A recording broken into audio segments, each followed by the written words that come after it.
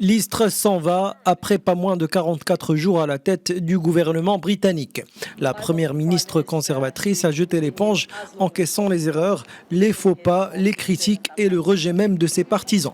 La pression était de plus en plus forte sur Liz Truss ces dernières semaines avec la démission de sa ministre de l'Intérieur, son ministre des Finances et des séances parlementaires infernales.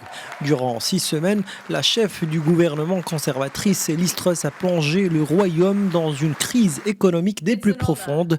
Le 5 septembre, lors de sa succession à Boris Johnson, les Britanniques se sont montrés particulièrement sceptiques face à ses promesses de réduction d'impôts massives, alors que l'inflation frôle les 10% et la crise énergétique se creuse.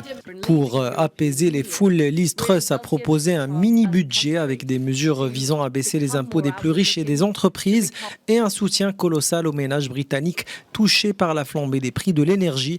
Résultat, fin septembre, la livre sterling plonge à son plus bas niveau historique et les taux d'emprunt de l'État britannique ont connu une grosse flambée.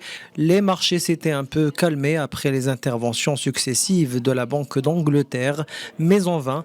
Tourmentée, la première ministre tente de défendre son plan et son poste de première ministre à coup d'interviews jugées désastreuses par la presse nationale et internationale. La question maintenant reste la suivante: qui remplacera Liz Truss? Ce que l'on sait à présent, c'est que les conservateurs voteront normalement la semaine prochaine pour trancher.